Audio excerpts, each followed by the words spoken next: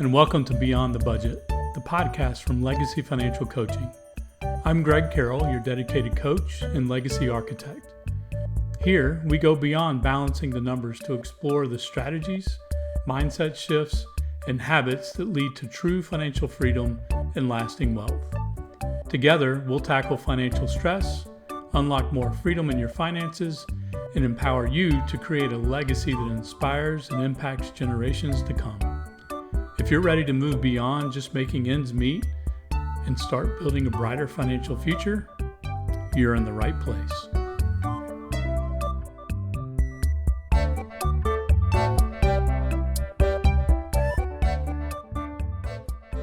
Welcome to Beyond the Budget in episode number 2. You guys have been great. Appreciate everybody listening to episode number 1, at least my family. No, seriously though, I do appreciate the fact that I've gotten a lot of texts and feedback from folks, and it's been so encouraging. Keep it all coming. Another way that you can help keep the encouragement coming is to spread this podcast far and wide. My podcast is now on all the major streaming platforms. You can do me a favor by making sure that you like, subscribe, and share. You can also follow me on my social media channels. The links are in the show notes. This week's been a pretty crazy week. You might say a week of curveballs. This past Monday, my mom went in for a routine heart cath where she was scheduled to have it in the morning and then be home in the afternoon. Well, things didn't go as planned and the procedure had to be redone, which caused her to be upgraded to ICU where she's been since Tuesday. And while we didn't anticipate this happening, God was not surprised by any of it. The good news is that she is continuing to improve and prayerfully will get to go home this weekend. The events of this week got me thinking, how do you handle the curveballs of life? And specifically, are you prepared financially when those curveballs come? This week's events reminded me of how unpredictable life can be. When my mom's routine procedure turned into an unexpected stay in the ICU, it highlighted a truth that we all face. Life throws curveballs. While we can't always predict what's coming, we can prepare ourselves to handle it. That's why having a strong why for your personal finances is so important. A clear purpose gives you the drive to plan and save so that when life's surprises come, you can respond with a peace of mind instead of financial stress. Whether it's taking care of loved ones, reaching a specific goal, or simply being ready for the unexpected, your why becomes the anchor that keeps you steady during life's storms. Let's face it, making sacrifices with your money can be tough. But having a powerful reason behind those sacrifices, that's what keeps you going. In this episode, we'll explain why your why is the key to staying motivated, how to discover yours, and how to keep it front and center as you work towards financial freedom. You know, your why is your personal reason for wanting financial freedom.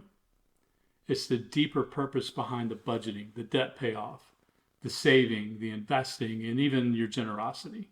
Think of your why as the fuel in your financial journey. Without it, you'll stall out when things get hard. But with it, you'll keep going even when you feel like giving up.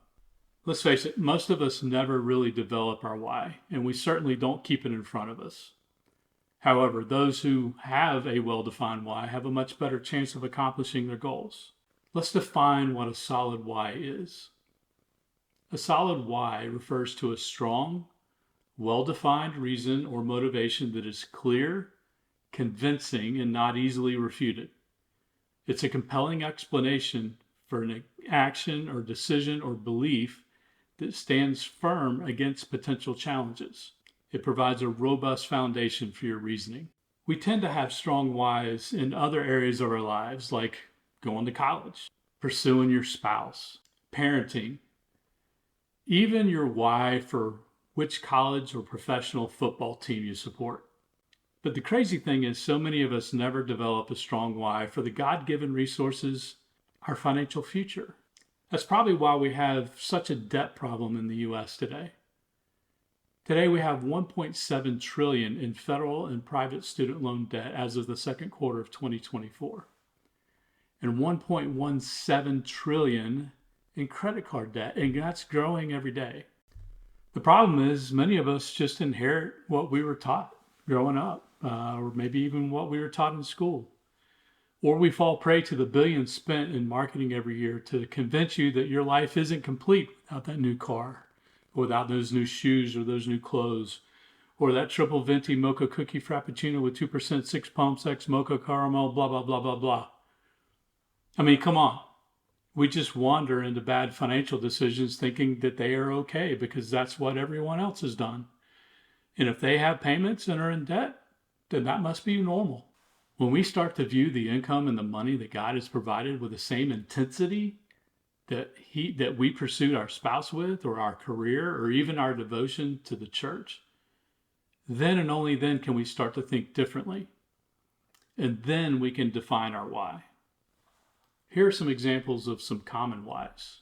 Providing a better life for your children, being able to retire early and travel, breaking generational cycles of debt, giving generously to the causes that you care about. These are examples of what most people will say when asked, what is your why? Or what is your purpose for money? However, let's go back to the original definition I mentioned earlier. It must be a strong, well-defined reason or motivation that is clear, convincing, and not easily refuted. Now, breaking the generational cycles of debt, to me, is a compelling why. Retiring early so you can travel, that to me is a little bit weak. All things come from God, and that means even our money.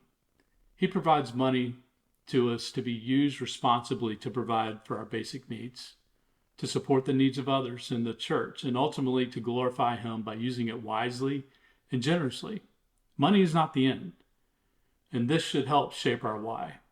Let's shift now and let's talk about how to discover your why. It requires three things. First, asking big, audacious questions. Second, visualizing your future. And third, digging a little bit deeper. First, asking the big question. Ask questions like, what's most important to you? Who or what motivates you to make better financial choices? What kind of legacy do you want to leave behind? Just close your eyes and imagine your life 10 years from now. Imagine it that if you achieve all your financial freedom, what does that look like? How does it feel? Who is with you? Who are you giving your money to? How generous are you? This vision often holds the key to your why. Next, you have to dig a little deeper. You may have heard the Six Sigma methodology. Six Sigma is a data-driven methodology that helps organizations improve their processes and reduce defects. One of the tools in the Six Sigma methodology is the 6 whys. This is the process of continuing to ask why until you uncover the root or the core of the problem causing the defect. You can apply the same principle here until you uncover your core motivation. So an example here is, why do you want to get out of debt? If your answer is to reduce stress, why do you want to reduce stress? Your answer might be, so I can be more present for my family. Well, why is being more present with your family important? And so on. Once you've discovered your why, how do you keep it front and center so you can have a chance of achieving your financial goals? How do you keep your why front and center? Number one, write it down. Once you've identified your why, write it down in a place that you'll see daily. Put it up on your bathroom mirror. Put it on your phone's lock screen, or write it down in your planner. If your why is to give your kids a debt-free college experience, put up a picture of their future school. Use your why during challenges. When you feel tempted to give up or stray from your plan, remind yourself of your why. It's the anchor that keeps you grounded. Invite someone that you trust to be your accountability partner. They can help hold you accountable. And then lastly, celebrate your progress. Each step you take toward a goal, no matter how small, is a step closer to your why. Celebrate that progress. Pause and take a minute and celebrate.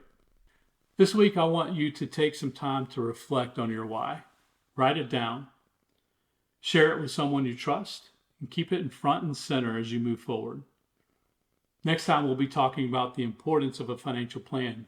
And you don't have to have a degree in quantitative physics to understand it. You don't want to miss it.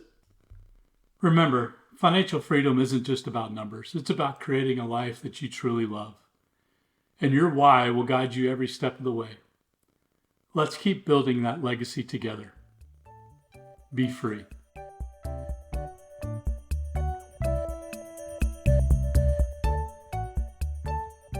Thank you for tuning in to Beyond the Budget. I hope today's episode gave you practical steps and encouragement to build a stronger financial foundation. Remember, your legacy starts with the choices you make today. If you enjoyed this episode, don't forget to subscribe, leave a review, and share it with someone who might benefit.